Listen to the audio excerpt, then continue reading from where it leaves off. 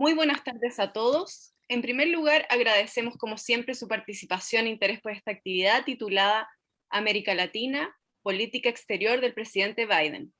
El Consejo Chileno para las Relaciones Internacionales le da la más cordial bienvenida a nuestro expositor de hoy, el honorable señor Juan González, asistente especial del presidente de Estados Unidos y director principal del Consejo Nacional de Seguridad para el Hemisferio Occidental. A continuación, dejo con ustedes a don Hernán Felipe Errázuriz, presidente del Consejo Chileno para las Relaciones Internacionales, quien les quiere dar un saludo de bienvenida. Bueno, bienvenidos todos. Hoy día tenemos una suerte y un esfuerzo grande para exponer sobre la política exterior del presidente Biden en Latinoamérica, y no podíamos tener un mejor expositor que Juan González.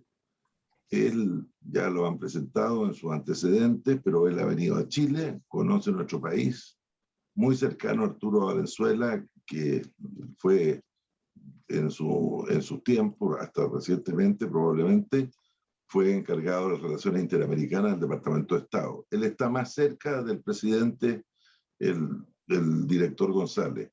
Él está en la Casa Blanca y es más accesible, y por lo tanto debe tener menos tiempo que ningún otro de los que tienen responsabilidad en América Latina, y por eso le agradecemos especialmente su participación.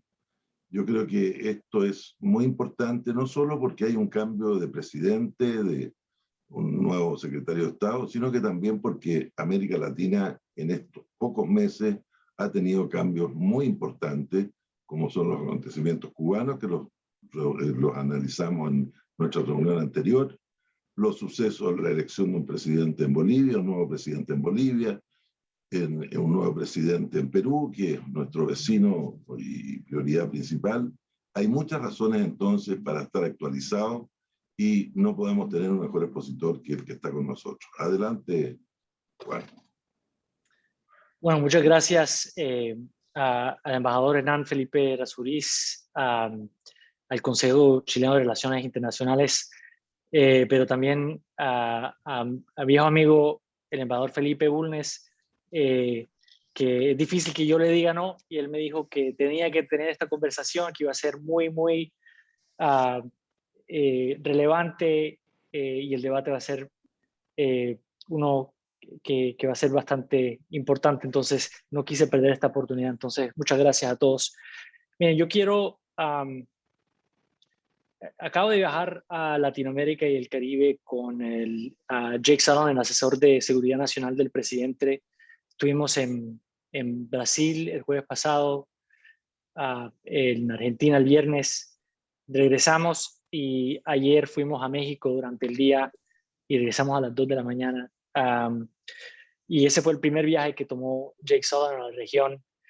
Y las conversaciones que tuvimos, yo creo que eran emblemáticas de muchos de los retos que está viendo la región en este momento, y yo creo que me da mucho de qué hablar con ustedes hoy. Pero me gustaría primero hablar un poco sobre lo que está haciendo el presidente a nivel doméstico en este país, y eso yo creo que informa mucho de la política nuestra a nivel internacional. A los que siguen las noticias en los Estados Unidos han visto que el presidente Biden ha estado avanzando una iniciativa, un programa más ambicioso desde la época de el presidente Franklin Delano Roosevelt y Lyndon Johnson en cuanto a la inversión en la infraestructura de este país.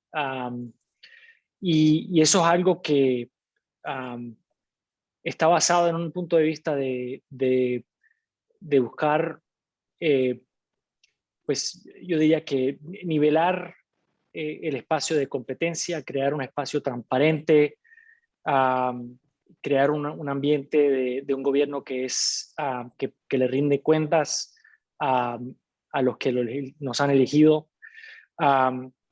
La carrera del presidente Biden es una que ha sido basada en el movimiento de derechos civiles y de justicia social, y él es alguien que yo creo que durante 30 años de que ha sido políticas neoliberalistas, por decirlas aquí en los Estados Unidos, yo creo que él ha tomado una diferente ruta en donde él ve que el gobierno sí tiene un rol en corregir los errores del mercado para asegurarse de que estamos invirtiendo en todos los americanos, que estamos invirtiendo en, en, en tratar de resolver algunas de las tensiones sociales que han sido agravadas en producto de la globalización,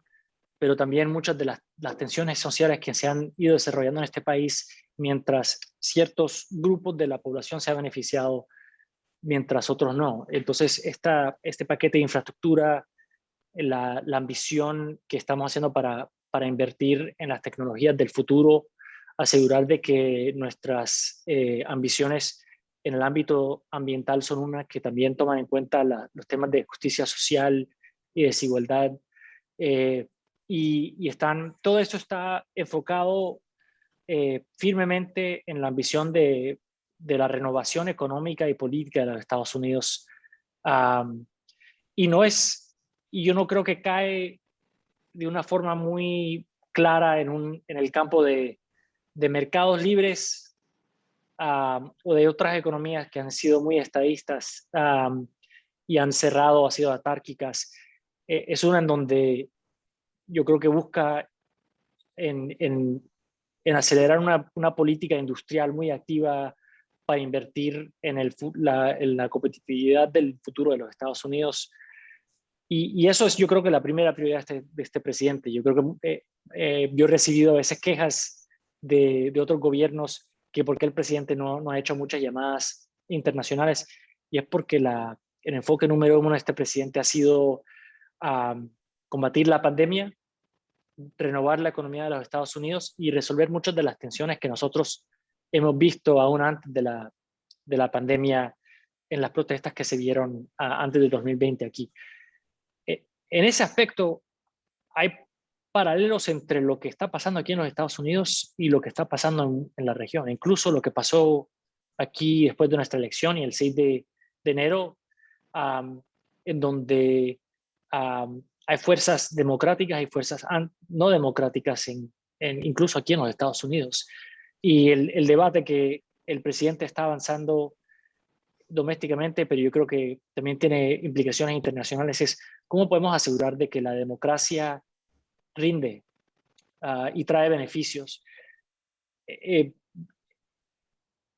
Y ese comentario y esta conversación de hoy, yo creo que es importante que Chile sirva como el anfitrión de esta conversación, porque cuando uno ve y analiza lo que está pasando en Latinoamérica y el Caribe, es difícil ver una razón para ser optimista. Y yo sé que en este momento Chile está pasando por un debate activo político, pero lo que sí ha podido hacer Chile es buscar instituciones o mecanismos institucionales para resolver tensiones políticas que son características de una democracia consolidada, aún en sus momentos más difíciles. Entonces, que yo creo que podemos aprender de ustedes. Esa es la política doméstica en resumen de la administración Biden. Pero cuando vemos la política internacional, la conclusión que ha tomado el presidente también y el asesor de seguridad nacional es que no hay región que importe más al futuro de los Estados Unidos durante los próximos 50 años que Latinoamérica y el Caribe. Lo vemos en nuestra reacción a los flujos migratorios, cómo pueden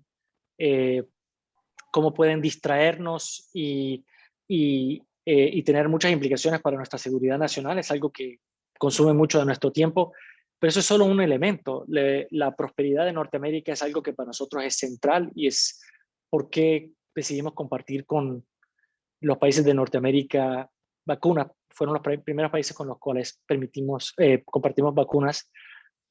Es por eso que Jake Sullivan y yo viajamos a México y después a Brasil y Argentina, porque el secretario Blinken tuvo una conversación bastante estrecha, amplia con el canciller Alamán, y es porque hemos mantenido un ritmo bastante activo de enlaces con la región.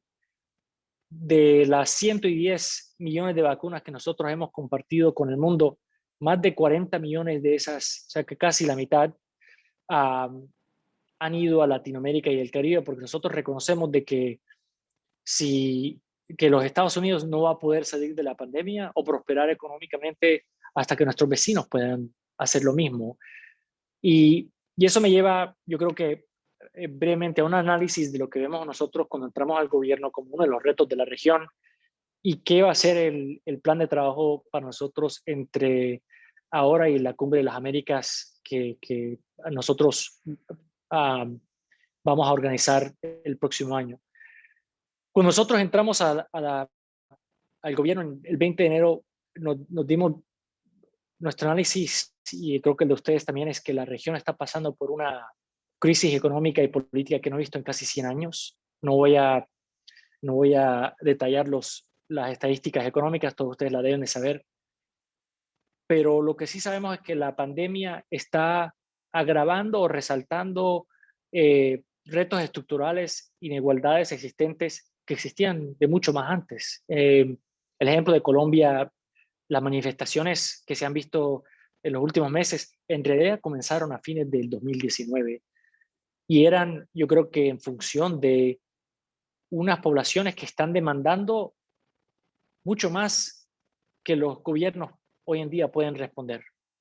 Y eso lleva para nosotros una pregunta bastante fundamental sobre el futuro de las democracias en Latinoamérica y el Caribe. Tenemos una región que sigue dependiendo de energías tradicionales mientras el mundo está pasando por una transición global energética.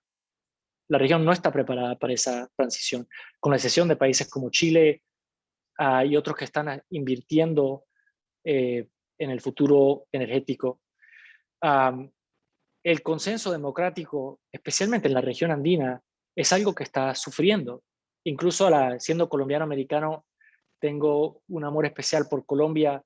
El debate político en Colombia hoy en día es uno que está tan polarizado y se han definido los debates en Colombia no tanto en qué podemos hacer como gobierno para responder a las necesidades de nuestra población y más en términos ideológicos, que los problemas de Colombia son el problema de la izquierda, el problema de Colombia son el problema de la derecha. Entonces estamos pensando mucho sobre cómo podemos romper estos debates ideológicos e ir al grano de lo que es en realidad cómo podemos nosotros como democracias rendirle cuentas a los pueblos que nos han elegido, como está haciendo Biden aquí en los Estados Unidos. Y por último, los grupos armados ilegales están expandiendo y están consolidando. Y lo hemos visto con carteles mexicanos que ahora están haciendo presencia hasta tan sur como Colombia, algo que es bastante preocupante. Otro reto que tenemos nosotros es que tradicionalmente nosotros, los Estados Unidos, la política hacia la región es una que se ha definido en términos de política doméstica. Si uno pregunta cuál es la política de los Estados Unidos hacia Latinoamérica, es fácil concluir que es política migratoria, política antinarcótica. Y si nos preguntamos cuáles son los retos que nosotros vamos a tener durante los próximos 10 o 15 años, nos requiere que ampliemos nuestro contexto analítico para ver que en el Caribe, aunque hay tráfico de drogas, durante los próximos 10 o 15 años será el cambio climático que tendrá implicaciones para la seguridad nacional de los Estados Unidos. La inmigración es algo que se ha vuelto casi estructural y que es algo que nos está costando miles de millones de dólares y nos requiere analizar la política migratoria de los Estados Unidos que fue desarrollada después de la Segunda Guerra Mundial y una infraestructura y una burocracia en la frontera que fue diseñada para detener y deportar a mexicanos hombres adultos, cuando ahora estamos viendo a familias y niños. Y el debate sobre la democracia es algo que está teniendo implicaciones para nosotros. y es algo en donde nosotros no solo tenemos que enfocarnos en cómo podemos fortalecer nuestra propia democracia, pero cuál es el argumento que tenemos que hacer para apoyar a las democracias de la región entre ahora y la Cumbre de las Américas del próximo año.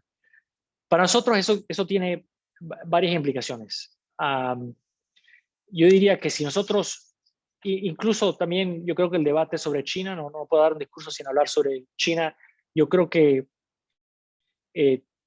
dividir a la región entre los países que están con nosotros, yo creo que es un criterio demasiado simplificado y no refleja un entendimiento de los intereses de los países de Latinoamérica y el Caribe, número uno, o número dos, nuestras propias relaciones con China, que es un comerciante bastante grande con los Estados Unidos y que durante los 42 años de normalización entre los Estados Unidos y China hemos tambaleado entre colaboración, competencia y confrontación. Nosotros tenemos que entender que los países de Latinoamérica y el Caribe, ellos van a seguir sus intereses nacionales, y la forma en que nosotros en realidad podemos competir con China o en sí, sin la presencia de China, desarrollar una política mucho más afirmativa hacia la región y reconocer que nosotros no somos actores políticos internos de nuestros países y hay límites en nuestra habilidad de influir la trayectoria política de estos países, y que no avanzan nuestros intereses dividir a la región entre los países que están a favor de nosotros y están en contra de nosotros. Y voy a dar 4 puntos, y tal vez lo dejo ahí. Me gustaría tener más conversación con ustedes. La primera prioridad es combatir la pandemia. Como ya dije, hemos compartido vacunas con la región. Vamos a seguir compartiendo vacunas con la región. El acuerdo del G7, donde nos pusimos de acuerdo de compartir 500 millones de vacunas con los países de bajo ingreso. Vamos a tratar de incrementar eso, tal vez a duplicarlo. Es algo que no necesariamente no va a beneficiar a todos los países, a la mayoría de los países de Latinoamérica, pero lo que estamos haciendo es, mientras nosotros recibimos vacunas a nivel nacional, el exceso, la gran mayoría de ese exceso lo estamos donando y lo seguiremos donando a Latinoamérica y el Caribe, porque la mejor forma de ayudar a estas economías que se puedan abrir y poder tener esta conversación sobre el futuro de la región es ganar la guerra en contra de la pandemia. Nuestro trabajo número uno es apoyar la guerra en contra de la pandemia y hacerlo de una forma en donde no estamos buscando acuerdos políticos, no estamos presionando y no estamos vendiendo, sino que estamos regalando esas vacunas porque está en nuestro interés que los países de la región regresen de la pandemia y prosperen. Más allá de eso es prepararnos para las futuras pandemias, apoyar la manufactura independiente de los ingredientes y la producción de vacunas para que Latinoamérica y el Caribe no tenga que depender de nosotros, ni de Europa, ni de Asia, sino que pueda ser autosostenible. Eso es algo que para nosotros va a ser una gran prioridad entre ahora y la Cumbre de las Américas. La segunda prioridad es promover que podamos recuperar nuestras economías pensando hacia el futuro. Yo creo que no es suficiente invertir en las tecnologías y en las economías del pasado. Tenemos que ver cómo podemos invertir en preparar a que Latinoamérica y el Caribe esté preparado para el cambio global climático, y en ese aspecto estamos teniendo conversaciones con el Congreso para cambiar cómo funciona el DFC y cómo estamos enfocando las inversiones de nuestro gobierno para tratar de promover y facilitar esa transición, motivando el rol del sector privado. Y tenemos muy en cuenta que los países de ingreso medio alto en este momento no tienen beneficio o tienen ciertos límites. Esas son cosas que estamos debatiendo porque vemos la necesidad de arreglarlo. Y esa va a ser una de las conversaciones que vamos a estar teniendo con los países de Latinoamérica y el Caribe entre ahora y la Cumbre de las Américas. Obviamente el enfoque es en Glasgow, pero también tenemos que empezar más allá de Glasgow. Y en ese aspecto, Chile, como el presidente del COP, tiene un rol bastante importante y estamos con ellos, Argentina, Costa Rica y Colombia. Vamos a tener una cumbre regional para tratar de organizar una agrupación de países que nos ayude a llegar a la victoria en Glasgow. Pero también quiere decir que cuando vamos a abrir nuestras economías y viajar otra vez es fortalecer y expandir los intercambios culturales y educacionales entre nuestros países. Nosotros lanzamos el 100.000 fuerte en las Américas durante la administración Obama. Vamos a fortalecer esos vínculos aún más, pero también ver cómo podemos usar la tecnología para conectar a aquellos individuos que no pueden viajar personalmente, pueden todavía tener esa conexión. El tema migratorio es algo que hemos aprendido que no es solo algo que los Estados Unidos puede hacer solo, que solo podemos hacer con México, pero que tenemos que tener una conversación como una base en Norteamérica y comenzar a tener esta conversación con los países de la región para ver cómo podemos llegar a un consenso en tema migratorio, no solo en cuanto a enforzar nuestras fronteras, pero cómo podemos crear oportunidades de trabajo temporal, acuerdos de visas de migrantes y ciertos elementos que incluye el enforzamiento de nuestras leyes, pero a la vez creando caminos y alternativas y vías legales para que personas no tengan que arriesgar su vida para llegar a los Estados Unidos.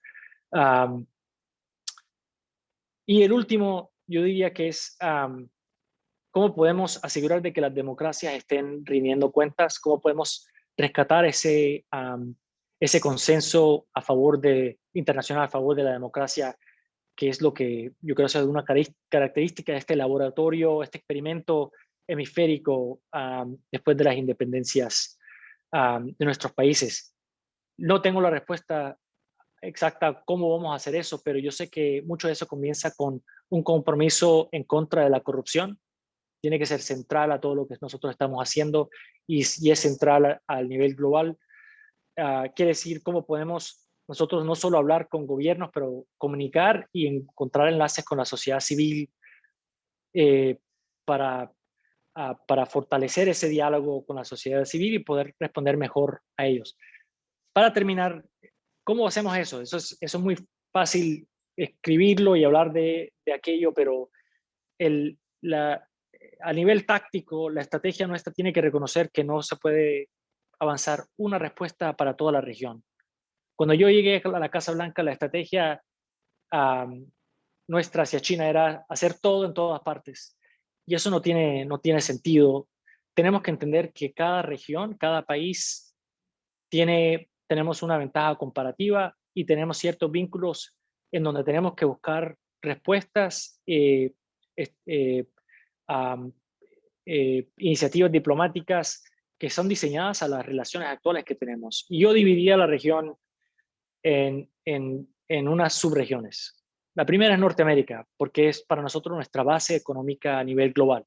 El epicentro global energético para nosotros es los países con los que más hacemos comercio y son los vecinos inmediatos nuestros, y lo vemos como una plataforma estratégica de donde podemos proyectar internacionalmente, y por eso hemos buscado vínculos y diálogo muy activo, no solo con el primer ministro Trudeau, pero con el presidente López Obrador. Pasamos 2 horas con él ayer hablando sobre mucha de esta política.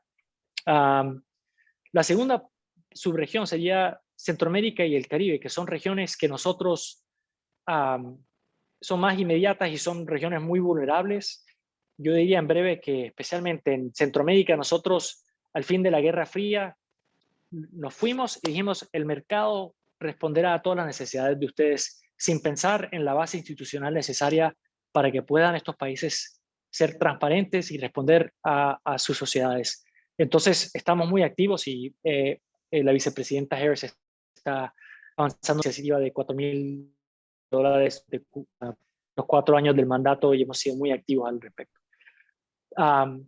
Las otras 2 regiones, yo diría que una es Mercosur. no Mercosur como organización, pero específicamente Brasil y Argentina como los países y las dos democracias más grandes de Sudamérica, países que tienen que en su política exterior tienen un centro de gravedad que siempre los traen juntos, no obstante las diferencias políticas que tendrán a través de mandatos, y unas en donde uno puede encontrar soluciones de mercado que puedan crear mercado a través de la región, especialmente en el sector de 5G, donde es una oportunidad para poder crear redes de O-RAN a escala que puedan crear soluciones tecnológicas desarrolladas en Latinoamérica, no impuestas o vendidas por China o por los Estados Unidos. Serían soluciones que sean latinoamericanas. Y eso es algo que para nosotros está en nuestro interés y es algo que puede tener un potencial económico para la región. Pero no solo eso, sino que en las Naciones Unidas, en la OEA, en las conversaciones que estamos teniendo, sea la G7, el G27 o G77, Brasil y Argentina son países especialmente en la zona atlántica que son estratégicamente muy importantes. Y tenemos que trabajar con ellos sin importar de que el gobierno sea de izquierda o de derecha. Y por último, la Alianza del Pacífico. También, no como organización, pero países con los cuales nosotros tenemos tratados de libre comercio y son, yo diría, uno de los aliados más próximos en cuanto a nuestra visión, nuestros valores, nuestros principios, donde la base de comercio que hemos establecido a través de acuerdos presenta oportunidades donde podemos construir por encima sociedades más iguales, más prósperas, más competitivas. Y ahí tenemos una ventaja comparativa. También nos ayuda a tener conversaciones con países como Perú, que han cambiado de gobierno, demostrar de que hay un beneficio económico al comercio y al regionalismo y las relaciones con los Estados Unidos sin importar la ideología. Y eso me lleva a Chile, y aquí me callo, es que Chile, en mi opinión, y no es porque Arturo Valenzuela es un mentor mío, pero a través de mis estudios y el trabajo que yo, la suerte que yo he tenido de trabajar en la región durante más de 20 años, Chile siempre ha sido un ejemplo. Ha pasado por unos tiempos muy difíciles, pero ha demostrado una capacidad de evolucionar, de crecer, siempre dentro de un contexto democrático en donde nos da mucho que pensar y de aprender.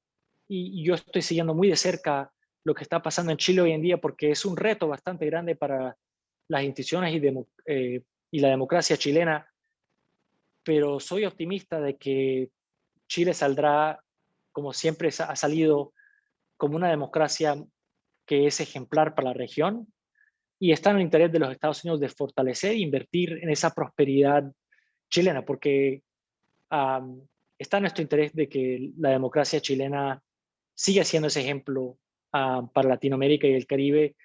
Y yo creo que entre el momento de ahora y la Cumbre de las Américas vamos a tener que seguir hablando con Chile y aprendiendo de la experiencia chilena para nosotros poder también entender cómo podemos tener esta conversación sobre los retos democráticos que está enfrentando la región en este momento. Entonces, con eso me callo y ojalá les haya dado un poco de punto de vista de las prioridades de esta administración. Me encantaría entrar en un diálogo con ustedes. Muchas gracias. Muchas gracias, director, por su exposición. Y a continuación, entonces, le damos paso a algunas preguntas que hay de la audiencia. Y para comenzar, queremos invitar al señor Teodoro Rivera, ex canciller y actual rector de la Universidad Autónoma de Chile.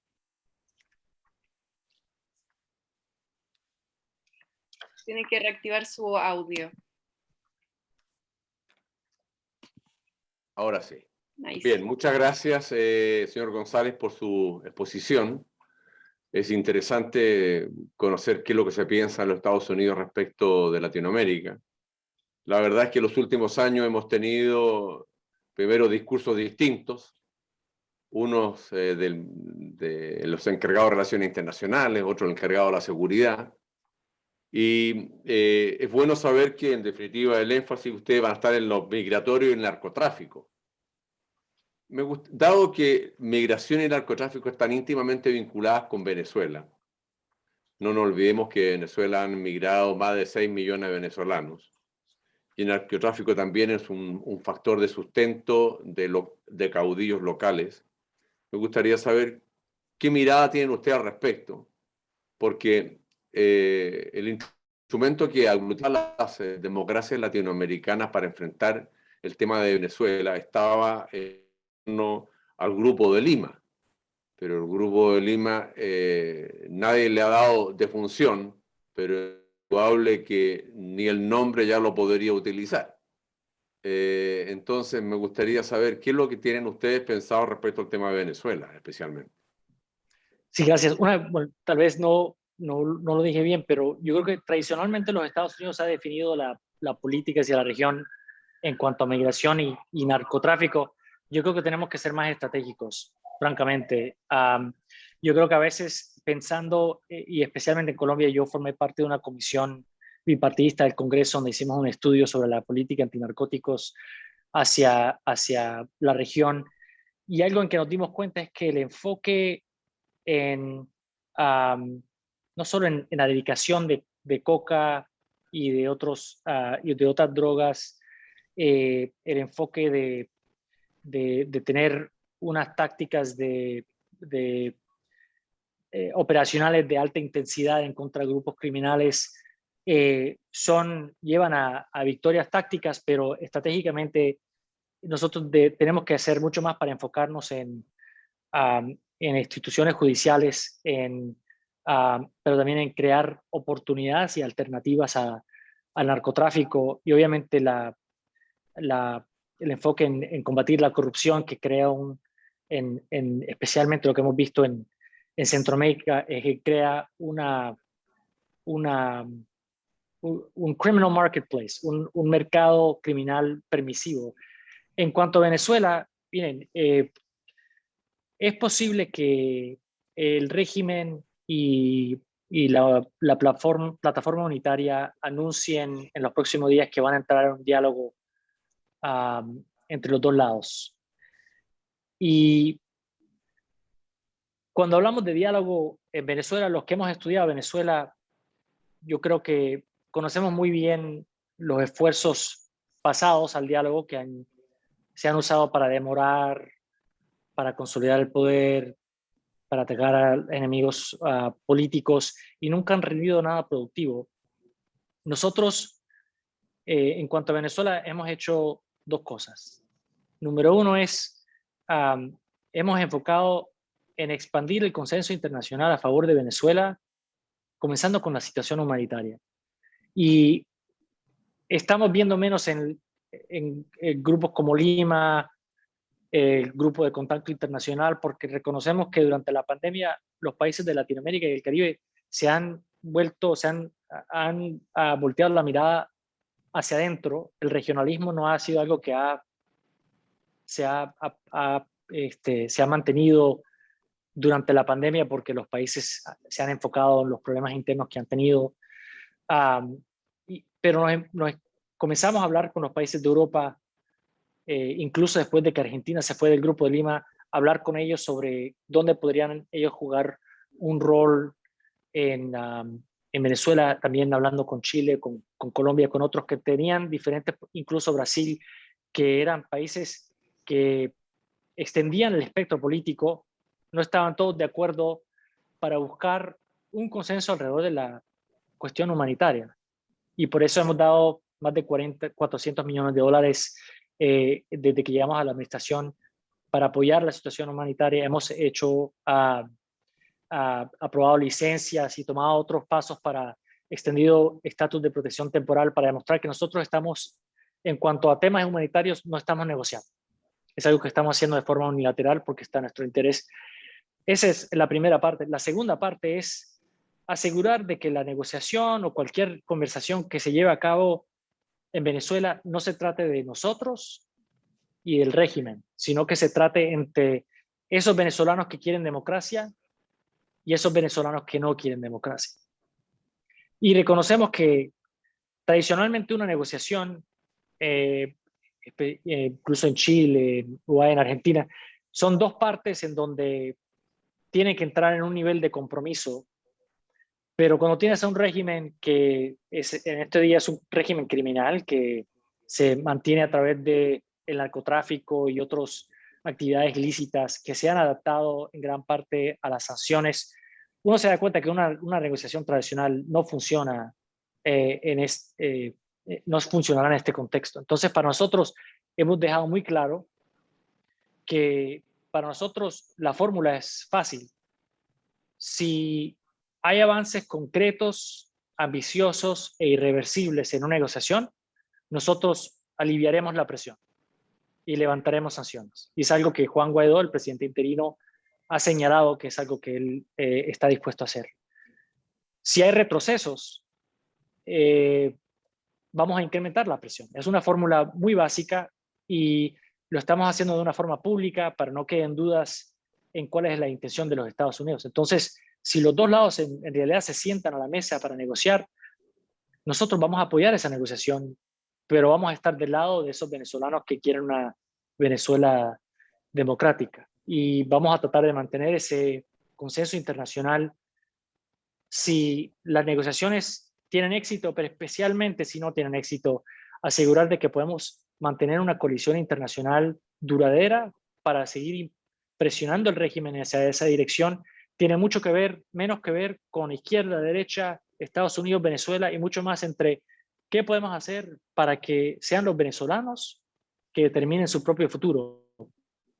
Es difícil que con esto me tome en serio porque los Estados Unidos a través de la historia ha vacilado, se contradice, incluso la política nuestra hacia Cuba es una que yo creo que mucha gente diría que es contradictoria, pero nosotros parte de eso es tratar de mantener un cierto grado de consistencia a la política nuestra y termino con esto, una anécdota. Yo tuve la primera reunión con los países GRULAC en persona y yo no soy una persona diplomática, yo soy persona muy directa y en la conversación con los embajadores me preguntó algo el embajador de Nicaragua sobre por qué los Estados Unidos toma ciertas posiciones fuertes en temas de democracia. Y yo lo que le dije es, bueno, lo estamos haciendo y lo estamos haciendo de forma consistente porque yo, ¿cómo lo voy a criticar a Daniel Ortega por los abusos y la tendencia autoritaria que está tomando Nicaragua si no estoy dispuesto a criticar a mis mejores amigos o a llamarles la atención a nuestros amigos colombianos o a otros cuando estamos preocupados por ciertas actividades o lo que hemos visto en las protestas, la necesidad de las fuerzas públicas de mantener un cierto control al uso de la violencia y asegurar de que se investigue la policía cuando hay acusaciones de abuso del poder. Los Estados Unidos tienen que ser consistentes o si no, no tiene credibilidad en temas de democracia. Muchas gracias. A continuación damos la palabra a la señora Loreto Leighton, directora ejecutiva de la Fundación Chilena del Pacífico.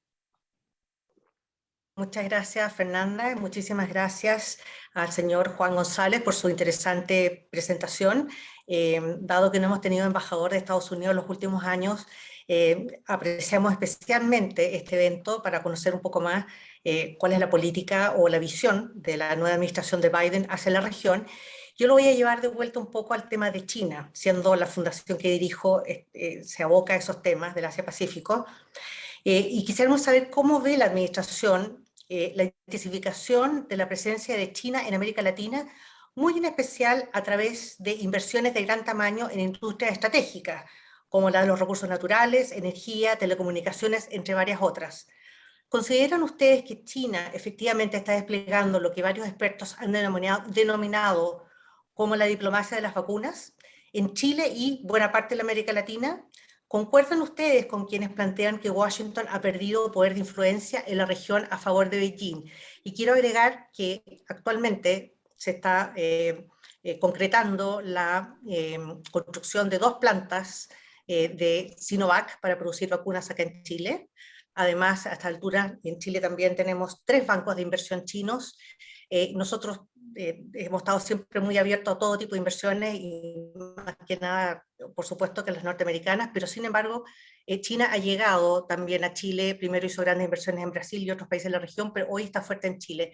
¿Cuál es la posición de la administración de Biden en esta situación que se está dando actualmente? Muchas gracias. Gracias a ustedes, son muy buena pregunta. Yo creo que nosotros lo primero que no estamos haciendo es, no le estamos pidiendo a los países de la región que escojan entre nosotros y China. Yo creo que eso, como dije, demuestra una falta de entendimiento a los intereses nacionales que tienen a los países de Latinoamérica y el Caribe.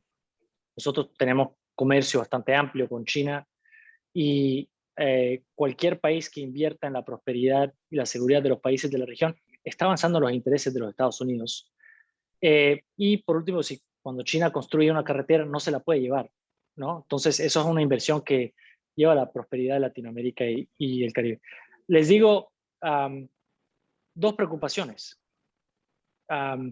Y es algo que tiene mucho que ver con las diferencias que tenemos nosotros con China en cuanto el modelo de gobierno nuestro y el modelo de gobierno chino, en donde ellos han dicho públicamente que el modelo de capitalismo autoritario es superior a la democracia y es algo donde tienen, no les importa que el gobierno del poder sea autoritario o democrático, ellos están interesados en sus bienes, en su beneficio económico.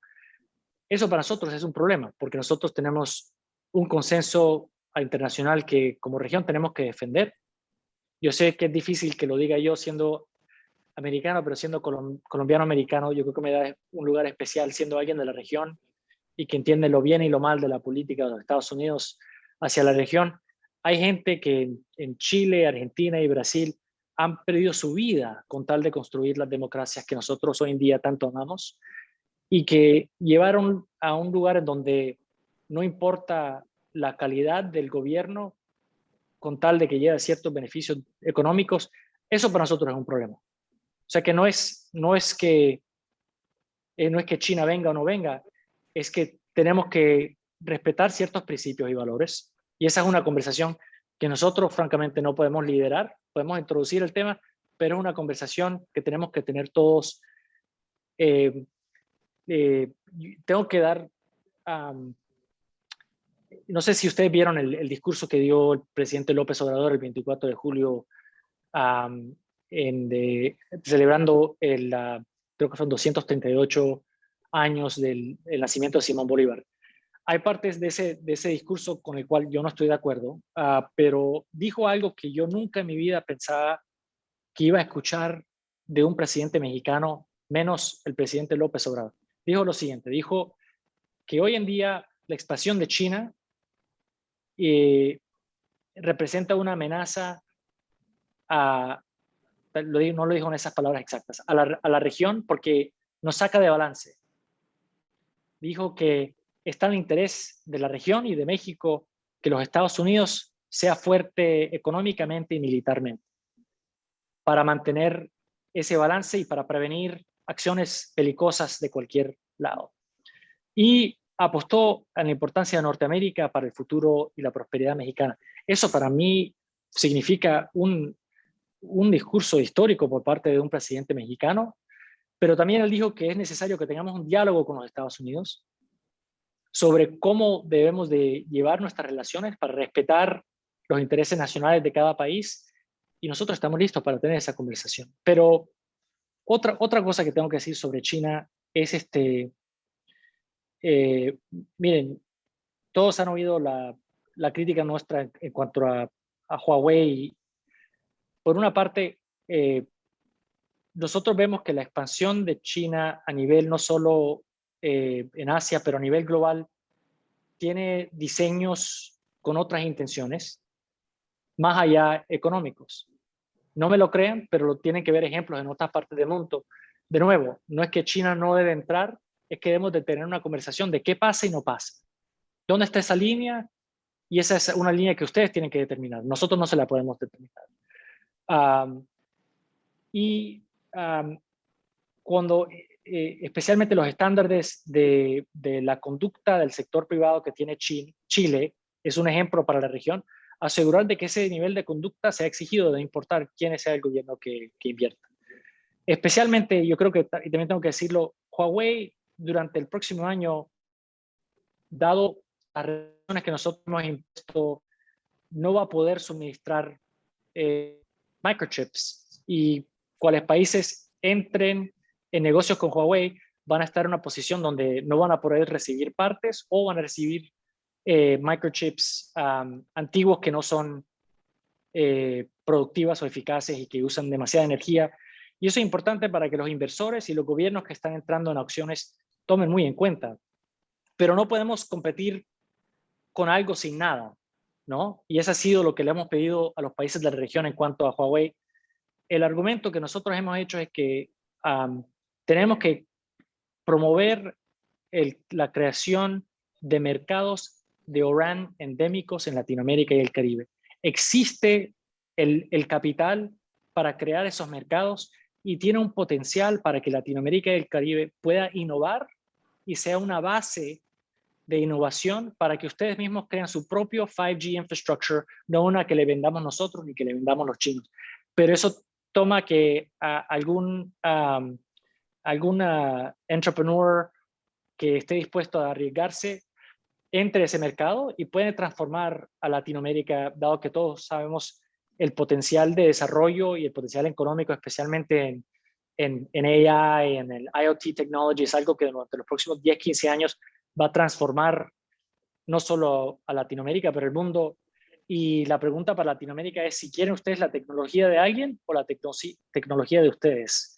Y eso es algo que pues los Estados Unidos quiere apoyar porque nos preocupa las intenciones chinas, el aspecto de 5G, pero más aún nos interesa que Latinoamérica pueda competir en este espacio. Perdón que me extendí mucho en la respuesta. Muchas gracias. La siguiente pregunta la realizará el señor Alejandro Cajas, representante en Chile de Cuba Decide.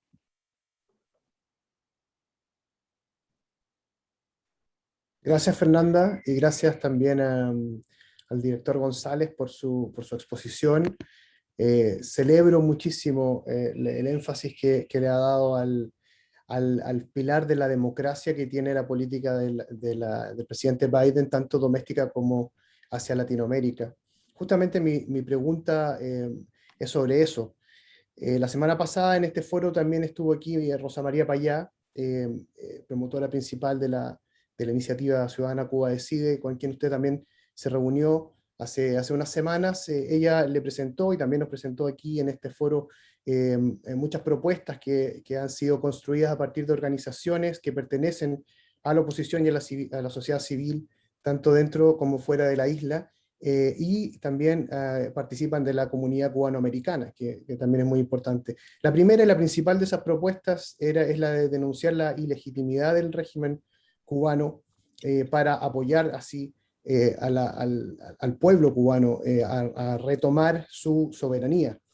En Cuba no hay elecciones libres hace más de 70 años, el régimen practica el terrorismo de Estado en contra de su ciudadanía.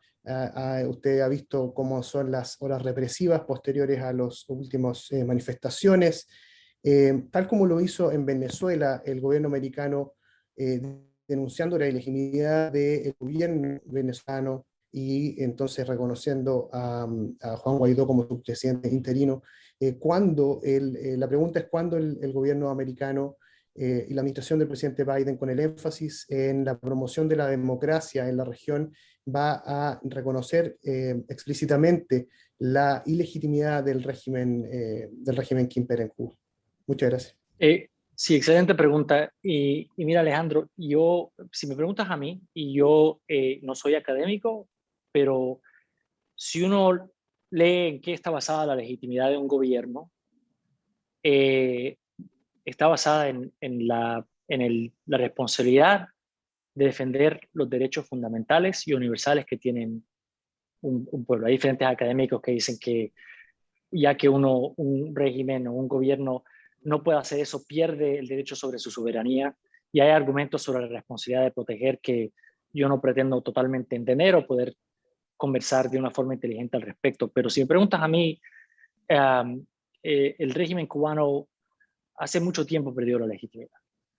Pero lo que me estás preguntando es por qué no lo hemos dicho el presidente o la Casa Blanca públicamente. Y te digo por qué.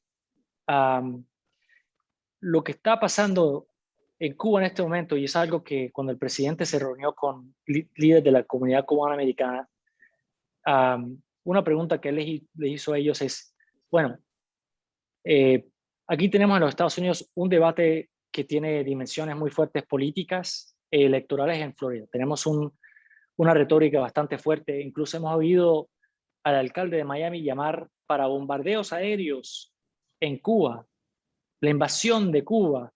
Y le digo que para nosotros eso hace dos cosas. Fortalece y ayuda al régimen a justificar los abusos, que a los que conocen a Cuba o han salido de Cuba saben que desde que uno es niño le tratan de lavar el cerebro de que el imperio de los Estados Unidos está por invadir a la isla. Ese tipo de retórica reafirma ese miedo, justifica las acciones y pierde lo que es una oportunidad internacional en este momento en cuanto el régimen se ha quitado la máscara. Yo creo que ese romanticismo que yo nunca he compartido, pero el romanticismo por Cuba, el Vaticano II y toda esta generación que celebra esas cosas, ya ha quedado claro que, como dije al inicio, hoy en día existen regímenes democráticos y no democráticos. Lo que dice mucho sobre nosotros como Latinoamérica, incluso los Estados Unidos como hemisferio, es cómo respondemos a la necesidad del pueblo. Y yo estuve en Haití antes de que pasaran las protestas en Cuba. En Haití no existe un Estado y están pidiéndonos ayuda y nosotros estamos tratando de como comunidad internacional responder a las necesidades del pueblo haitiano. En Cuba, a lo contrario, tienes un pueblo que responde a las necesidades del pueblo, las demandas por libertad, literalmente con palos, metiendo más de 800 personas que solo están demandando, están cantando canciones en las calles, están pidiendo libertad para formó parte del movimiento en contra de Pinochet en Chile, o que protestaron en contra del gobierno del progreso en Argentina, les debe ofender. Hay gente que, bueno, literalmente han sido torturadas para construir un país mejor. Entonces, esa retórica, para nosotros, no queremos que el debate sobre Cuba se vuelva sobre el debate entre los Estados Unidos y Cuba, sino que qué es lo que podemos hacer para asegurar de que escuchemos las voces del pueblo cubano. Entonces, por ahora, nuestro enfoque ha sido asegurar de que estamos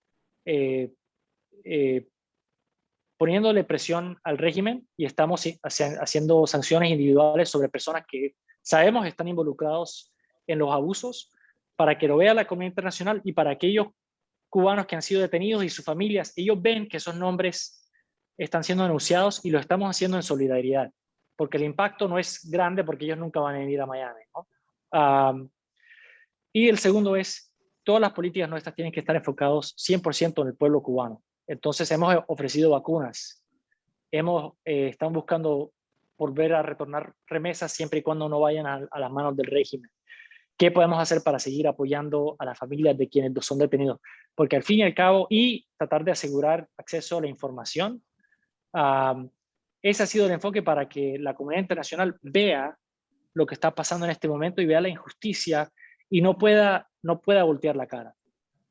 Hoy en día yo creo que ya no es tolerable que ese tipo de régimen existe en Latinoamérica y el Caribe, pero aún lo hace, y algunos de nosotros en Latinoamérica tienen un romanticismo por lo que ha pasado en Cuba que yo francamente no entiendo, porque solo yo creo que uno lo puede entender si le hace falta la comida o tiene uno miedo de que lo vayan a meter en la cárcel por decir algo. Y eso es algo que si uno visita Cuba no entiende, no tiene que vivir en Cuba para entender ese tipo de miedo. Entonces, perdona la respuesta larga a tu pregunta. ¿Por qué no he dicho? Tal vez lo dirá el presidente en algún momento, lo del tema de la legitimidad, pero el enfoque para nosotros tiene que ser cómo no hacemos esto sobre un tema electoral y político en los Estados Unidos, sino que nos enfoquemos allá, porque por mucho tiempo la política nuestra ha tambaleado entre izquierda y derecha, está llena de contradicciones y es una que se ha basado mucho más en fines electorales en Florida que en realidad apoyar al pueblo cubano. Y en esto yo sigo escuchando a Rosa María Payá, pero también escucho a Carlos Saladrigas. Yo escucho a todos los diferentes puntos de vista porque al fin y al cabo tenemos que escuchar qué es lo que quieren los cubanos y a eso es lo que podemos responder. Muchísimas gracias. La siguiente pregunta la realizará el señor Alberto Van Claveren, ex subsecretario de Relaciones Exteriores de Chile. Muchas gracias, Fernanda, y por cierto, muchas gracias a nuestro expositor, al director González. Da mucho gusto saber que ha vuelto la normalidad a Washington y que ahora hay una interlocución razonable entre Washington y nuestros distintos países. Pero quiero referirme a la relación entre Washington en estos momentos y un país donde no ha vuelto la normalidad al nivel más alto. Me refiero al caso de Brasil. Brasil es obviamente un socio fundamental para Estados Unidos, al mismo nivel que México. Obviamente no es un país vecino, pero es un país fundamental desde todo punto de vista para Estados Unidos y para América Latina en general. Pero tenemos una situación de un presidente que hoy por hoy está poniendo en duda el proceso electoral, está utilizando argumentos que son bastante conocidos en Washington sobre posibles fraudes y dudas respecto del futuro proceso electoral. Tenemos una situación de un desfile militar que se ha producido, digamos, y que no fue anunciado debidamente. En fin, una serie de señales muy preocupantes, obviamente, a nivel del Ejecutivo. Y entonces mi pregunta se refiere justamente a cómo están viendo en Estados Unidos, en la Casa Blanca, la situación de Brasil. Gracias. Excelente pregunta. Yo solo estaría en desacuerdo con usted en cuanto a la normalidad en Washington, porque cuando el usar una máscara es un acto político, yo creo que eso todavía nos falta un poco de espacio para llegar a esa normalidad. En Brasil, yo diría que, mira, Joe Biden, el presidente Joe Biden, en mi opinión, es el presidente que más entiende Latinoamérica y el Caribe desde el presidente Teddy Roosevelt. Ha viajado solo durante vicepresidente 16 veces a Latinoamérica y el Caribe, 2 de esas a Chile, 3 de esas a Brasil, 3 a Colombia, 3 a México. Y él es alguien que después de que se canceló la visita de Estado de Dilma Rousseff, después de las revelaciones de Edward Snowden, él personalmente invirtió tiempo y capital político para restaurar la relación y para volver a agendar la visita, aunque muchos en la Casa Blanca no lo querían hacer. Él fue por encima de ellos porque él cree y sigue creyendo en la importancia de Brasil. Y no para darle celos a mis amigos chilenos, que para nosotros son unos amigos estratégicos y claves. Brasil es la economía más grande de Sudamérica. Depende del año, es el exportador más grande de comida. Es en varios aspectos un puente entre el G7 y el G77 en temas de seguridad de comida, no proliferación, temas multilaterales. A veces chocamos cabezas con Itamaraty porque ellos a veces no entienden que nosotros estamos comprometidos a la reforma del Consejo de Seguridad Nacional, a lo contrario de Rusia y China, que nunca permitirán esa reforma, solo que nosotros estamos corriendo con ellos en esa ruta, pero sabemos que esa ruta a veces tomará tiempo. Y que Brasil, fundamentalmente compañías como General Motors han estado en Brasil tanto tiempo que muchos brasileños piensan que son compañías americanas. Basado en eso, y yo diría que al igual de Chile en su liderazgo en el COP, Brasil puede llegar a Glasgow como el héroe o el villano de la conversación regional del tema climático. Entonces, ¿cómo hacemos con eso? Nosotros tenemos que reconocer que tenemos unos intereses estratégicos con Brasil. En mi opinión, la política internacional de los Estados Unidos a veces comienza en el Brasil, Cono Sur, Chile, que son los países que tradicionalmente no tenemos el mismo comercio que tiene Asia y Europa. Tenemos que buscar áreas de colaboración estratégica con Brasil.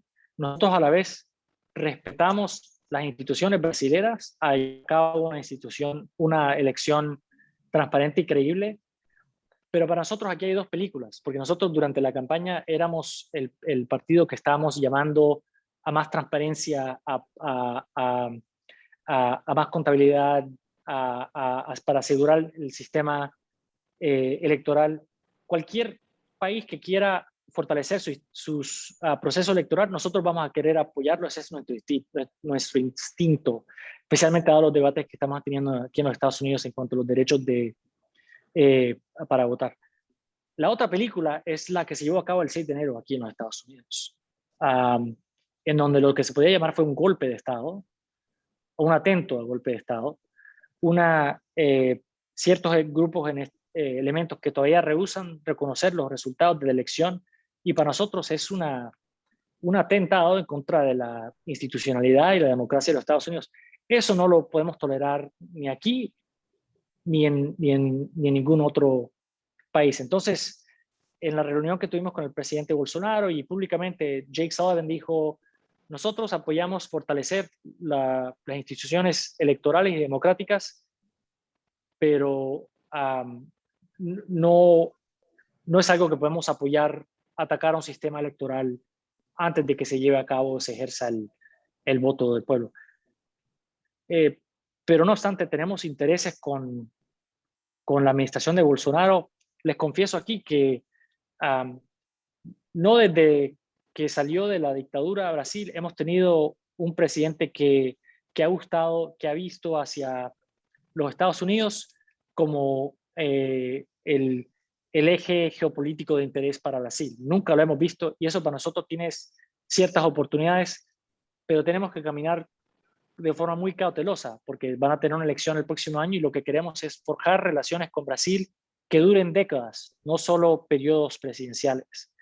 Entonces tenemos que tomar muy en cuenta esos cambios políticos. Y por último, nosotros también reconocemos que Brasil es más que el gobierno federal, ¿no? Que a la vez que estamos buscando áreas de colaboración con la administración del presidente Bolsonaro, Jake Sullivan se reunió con los varios gobernadores de la zona amazónica, porque reconocemos que los gobiernos estatales y locales también pueden ser aliados en el debate climático.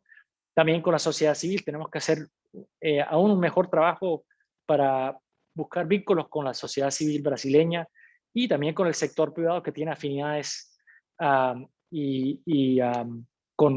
el sector privado de los Estados Unidos. Entonces, estamos buscando darle un gran abrazo a Brasil a todos los niveles, porque tenemos esos intereses institucionales, pero siempre el tema de la democracia, de respeto por los derechos humanos, respeto por las minorías, para nosotros son ingredientes y elementos claves para mantener ese consenso internacional a favor de la democracia. Y así seguiremos. Yo creo que podemos caminar esos dos caminos a la vez. Muchísimas gracias. En honor al tiempo, entonces, iremos con la última pregunta, que la realizará el señor Ernesto Tironi, economista, empresario, ex embajador de Chile ante las Naciones Unidas. Gracias. Muchas gracias, señor González. En honor al tiempo voy a abreviar mi introducción, pero quería escuchar su versión sobre nuestro Tratado de Libre Comercio, que ya el próximo año vamos a ir enterando 20 años. Y bien ha crecido nuestro comercio.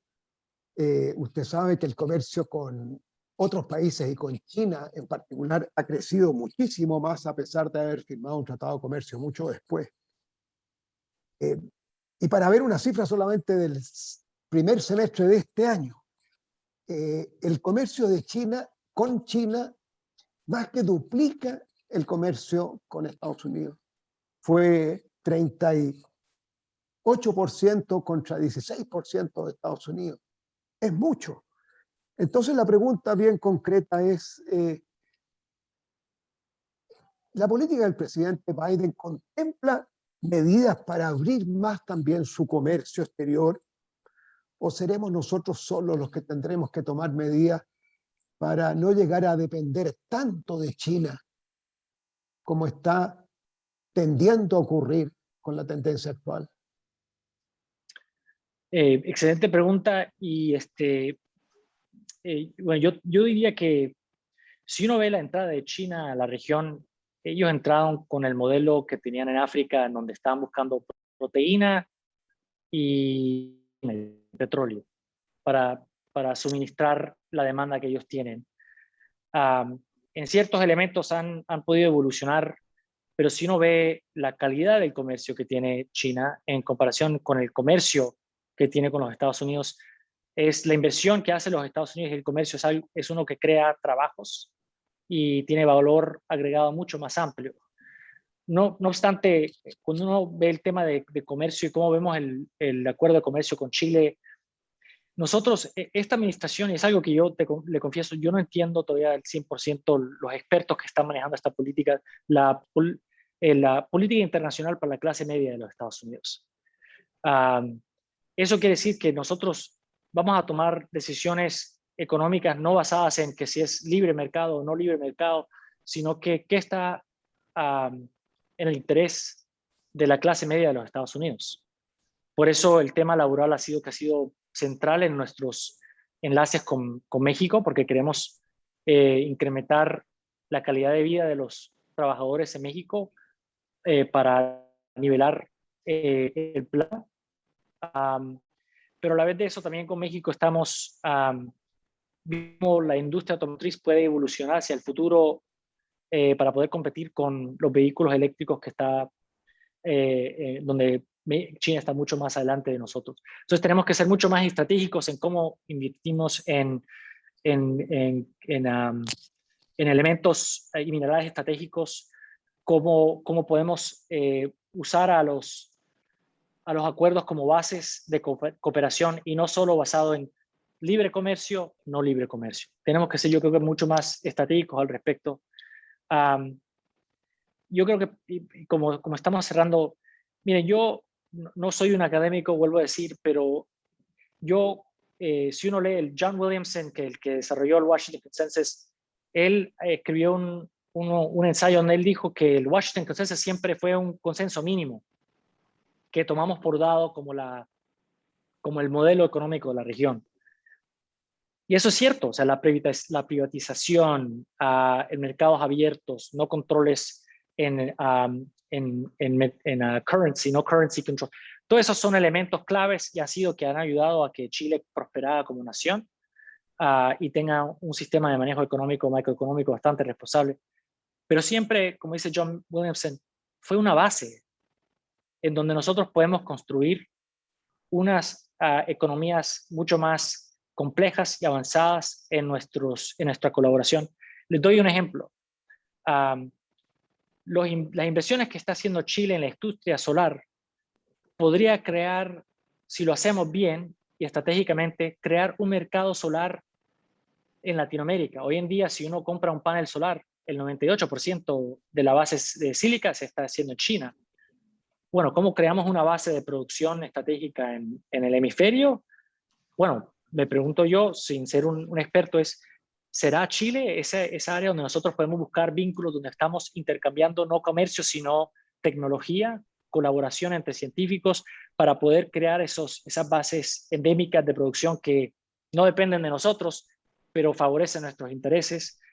Todo eso está basado en la visión que ha tenido el presidente de Latinoamérica, que una región que sea segura, democrática y clase media está en el interés nacional de los Estados Unidos.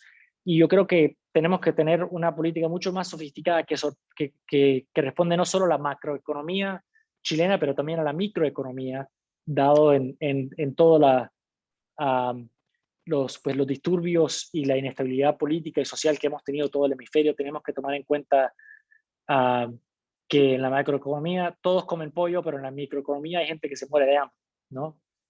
Entonces lo dejo en eso, pero para mí ha sido un gran gusto. Yo también ha sido un poco estresante porque cuando estoy hablando en Chile, yo sé que le llegará la palabra a Arturo Valenzuela y él me va a dar una marca si he pasado o no he pasado en mi presentación.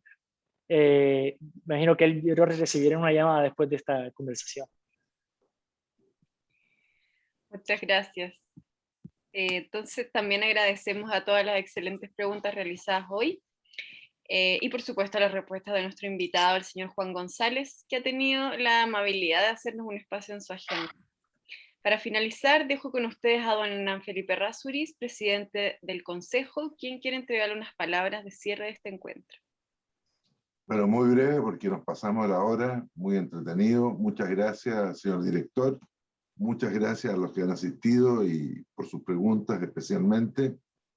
Creo que ha sido muy ilustrativa y esperamos que la política del presidente Biden, pero también esperamos que se manifieste en cosas concretas, que tengamos un embajador después de 4 años, finalmente tengamos en Chile un embajador, un representante de alta jerarquía como corresponde, como nosotros tenemos en Washington a nuestro embajador Silva. Esperamos también que este apoyo a ciertas iniciativas se manifieste concretamente. Nosotros hemos visto grandes discursos, incluso el presidente Obama, con quien usted tuvo el privilegio de ayudarlo, de participar en su gobierno. Aquí hizo un mensaje para toda Latinoamérica. Y finalmente, bueno, este país quedó olvidado. Bueno, muchas gracias a todos y buenas noches. Muchas gracias.